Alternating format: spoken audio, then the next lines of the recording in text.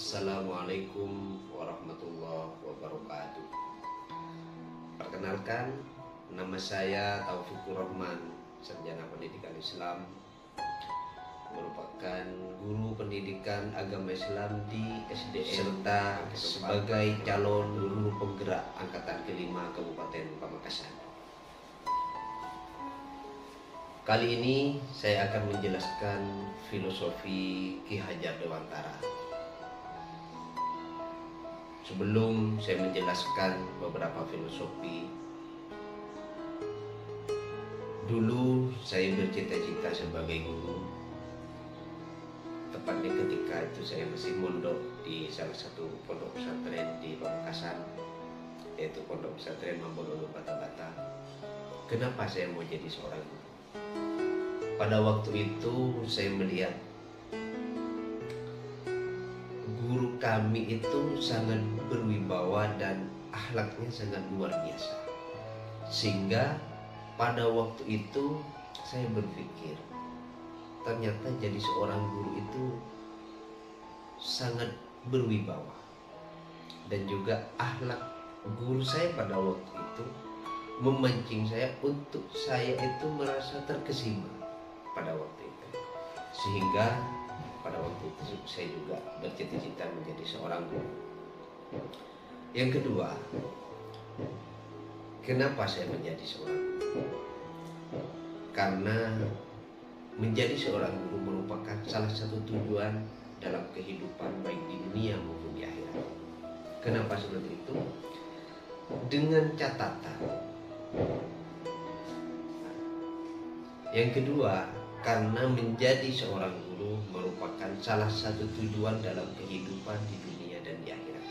Dengan catatan mengajar dengan ikhlas, ridho dan sabar sehingga menjadi ilmu yang bermanfaat. Karena salah satu amal yang tidak putus di antaranya adalah ilmu yang bermanfaat, sesuai dengan sabda Nabi Muhammad SAW yang bunyinya, idza matal insan inqata'a amaluhu illa man salasa illa min shadaqatin jariyah aw ilmin yanfa'u bih aw waladin shalih yad'u lahu. Yang artinya ada 3 amal yang tidak putus. Yang pertama yaitu sedekah jariyah, yang kedua ilmu yang bermanfaat, dan yang ketiga anak yang soleh. Nah, pada poin kedua itu merupakan menjadi suatu tujuan cita-cita saya untuk menjadi guru. Hingga saat ini ketika saya menjadi guru, saya menemukan suatu pengalaman yang sangat luar biasa, yaitu di guru penggerak.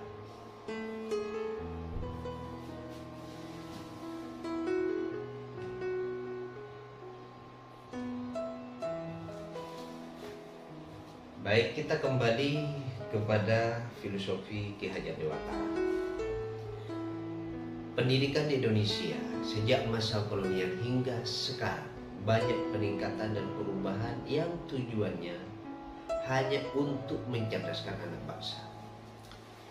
Akan tetapi kadang kita telah menjiplak pendidikan suatu bangsa sehingga lupa akan sesosok seorang pelopor pendidikan, yaitu Ki Hajar Dewantara, seorang aktivis pergerakan kemerdekaan Indonesia, kolumnis, politis, dan pelopor pendidikan bagi kaum pribumi Indonesia dari zaman penjajahan Belanda. Sehingga tak jarang kita kadang lebih terpaku kepada pendidikan yang berpusat pada guru.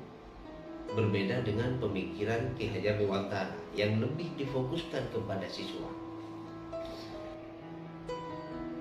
Kita sebagai guru hanya sebagai inspirator, motivator, dan sebagai penuntun. Disadari atau tidak, pendidikan adalah mencerminkan masa depan suatu bangsa, baik itu yang sekarang ataupun akan datang. Semakin berpendidikan, maka semakin baik kehidupannya. Sehingga negara kita Indonesia sering gonta-ganti kurikulum demi menciptakan masyarakat yang diharapkan. Mulai dari kurikulum KBK, KTSP, K13, dan lain sebagainya. Yang tujuannya itu hanya untuk menciptakan murid yang diinginkan. Akan tetapi kami menyadari bahwa kita sudah kadang terlena dengan pemikiran dan sistem pendidikan, bahkan menjiplak pendidikan negara lain.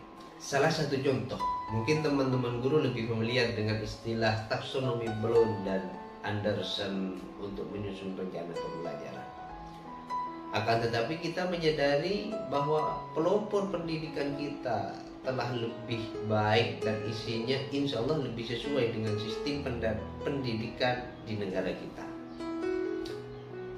Dia adalah Ki Hajar Dewantara dengan filosofnya cipta rasa karsa. Menurut Ki Hajar Dewantara, tujuan pendidikan adalah penguasaan diri, sebab disinilah pendidikan itu memanusiakan manusia, atau istilahnya humanisasi. Penguasaan diri merupakan langkah yang dituju tercapainya pendidikan dan memanusiakan manusia.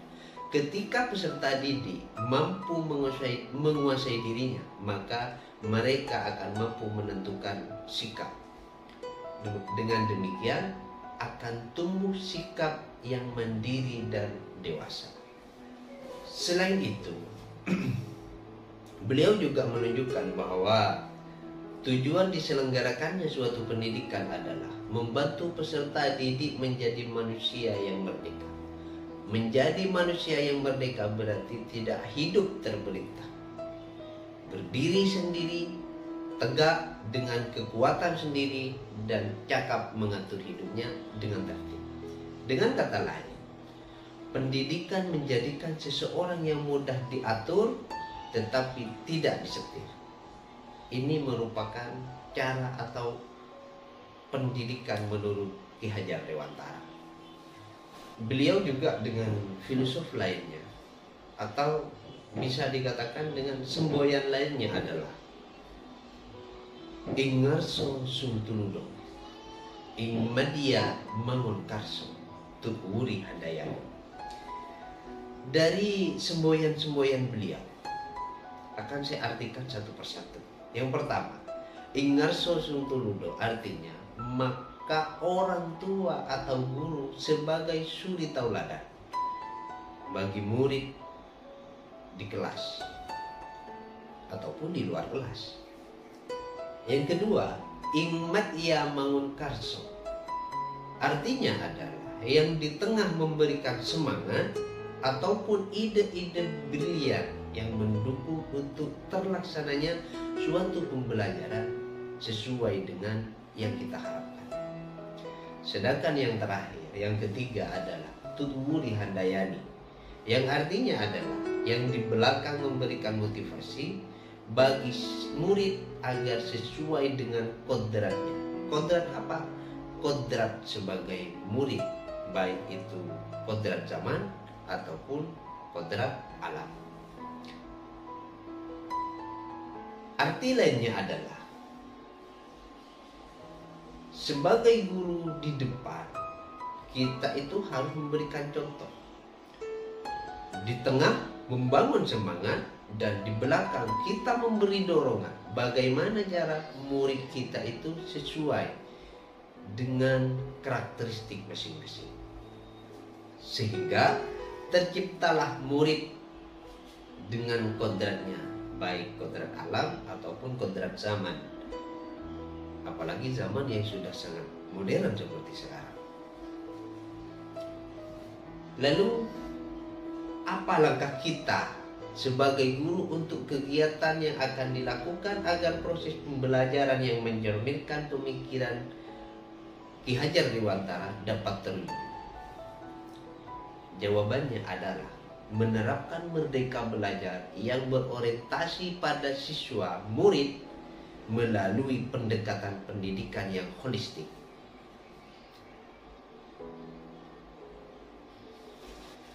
Selanjutnya adalah implementasi filosofi Ki Hajar Dewantara. Yang pertama adalah pendidikan karakter. Ki Hajar Dewantara menyebutkan bahwa menumbuhkan nilai-nilai moral ke dalam jiwa seseorang anak sangatlah penting. Pemikiran yang dituangkan oleh Ki Hajar Dewantara tentang pendidikan budi pekerti bahwa pendidikan harus diarahkan pada pembentukan karakter bangsa sesuai dengan nilai-nilai agama dan budaya. Yang kedua adalah pendidikan sesuai dengan kodrat alam dan kodrat zaman. Mengapa demikian?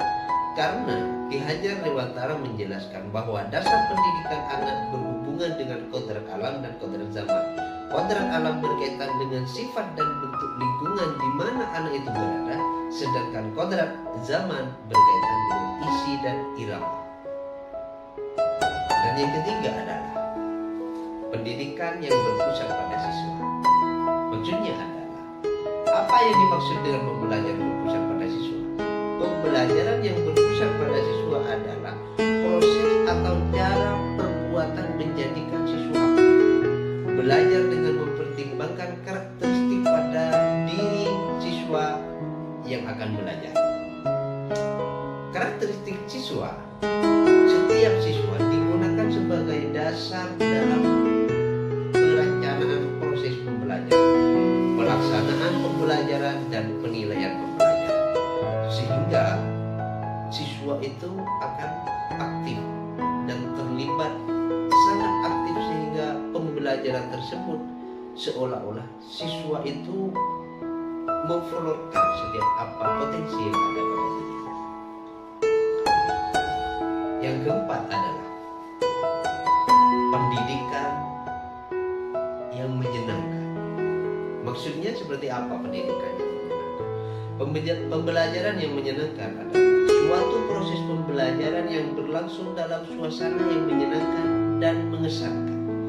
Suasana pembelajaran yang menyenangkan dan berkesan akan menarik minat peserta didik untuk terlibat secara aktif, sehingga tujuan pembelajaran dapat dicapai maksimal. Bagaimana menciptakan suasana belajar yang menyenangkan? Ada beberapa tips.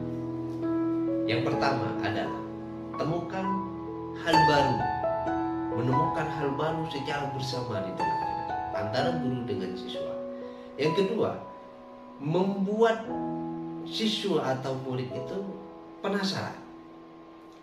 Jadi bisa dikatakan bahwa materi yang akan kita sampaikan kepada siswa tidak langsung berupa materi, tapi berupa cerita, sehingga mereka berangan-angan. Oh, ini nalar mereka itu akan berjalan. Yang ketiga, menunjukkan kepedulian terhadap siswa. Ketika ada siswa yang kesulitan dalam pembelajaran, kita samperin mereka. Salah satu contoh, tidak sedikit menemukan ketika kita memulai pelajaran, ada siswa yang menangis, terutama masih kelas 1 SD, yang belum terbiasa dengan proses pembelajaran. Kita tanya, kita datangi, masalahnya apa, kenapa? Ternyata karena ditinggal orang tuanya. Nah, kita memberikan kepedulian. Salah satu contoh, menyampaikan, sudah tidak usah takut, di sini ada Bapak. Ya, kita memberikan suatu perlindungan, kepedulian lah terhadap siswa. Pada waktu itu kita berprofesi sebagai guru atau sebagai orang tua. Dan yang keempat, melibatkan siswa dalam suatu proyek, baik itu proyek yang bersifat tugas ataupun proyek yang bersifat pembelajaran. Yang kelima, hindari kebiasaan menonton dan menonton. Maksudnya seperti apa? Kalau kita melihat pada masa pendidikan masa kolonial, siswa itu hanya melihat saja, mendengar saja secara monoton, sehingga yang berperan di depan itu hanya guru, hanya menjelaskan saja. Sedangkan siswa hanya menonton, mendengarkan, mereka hanya sibuk mencatat dan lain sebagainya. Nah, ini dihindari sehingga siswa itu tidak ada rasa semacam rasa bosan. Ketika mereka tidak menonton atau menonton, suasana akan berbeda. Yang keenam, review tapi jangan ulangi materi. Kita mereview materi yang kita sampaikan tanpa harus mengulang, sehingga pendidikan materi atau yang kita ajarkan dalam kelas itu datangnya bukan hanya dari guru, tapi siswa yang aktif. Dan yang ketujuh, ganti pembelajaran dengan percakapan. Maksudnya, jangan pernah ada bahasa buka halaman sekian kalian tulis, jangan. Kita ubah dari materi buku mapel, kita yang menyampaikan. Seperti itu. Dan yang kedelapan, cobalah untuk menjadi siswa. Maksudnya seperti apa? Ketika kita mencoba menjadi siswa, kita coba membalikan keadaan. Misal, ketika kita ngajar ini bla bla bla bla di depan, kita melihat siswa kita seolah bosan, jenuh dan lain sebagainya. Coba kita posisikan sebagai siswa. Anggaplah siswa itu disuruh ke depan untuk menyampaikan materi atau menjelaskan apa, sedangkan kita duduk di bangku siswa. Ketika menjadi siswa, kita biasa menulis dan lain sebagainya, sehingga setiap pembelajaran yang ada di kelas itu berjalan dengan sangat aktif, efektif. Yang terakhir, pesan penutup dari kami pribadi, mengutip dari apa yang pernah disampaikan oleh guru saya, Raden Kiai Haji Muhammad Khalil Zain Abdul Hamid. Beliau salah satu pengasuh di Pondok Pesantren Pondok Kota Putih Makassar. Beliau berpesan, guru dan murid itu adalah pasangan sejati, seperti imam dan makmum. Istifadah, simbiosis, mutualisme, saling membutuhkan. Dan pesan beliau satu, maka manusiakanlah murid, insya Allah semuanya akan barokah. Seseorang guru yang baik dimulai dari sekarang. Guru penggerak, tergerak, bergerak, dan menggerakkan. Akhirul kata, Assalamualaikum warahmatullahi wabarakatuh.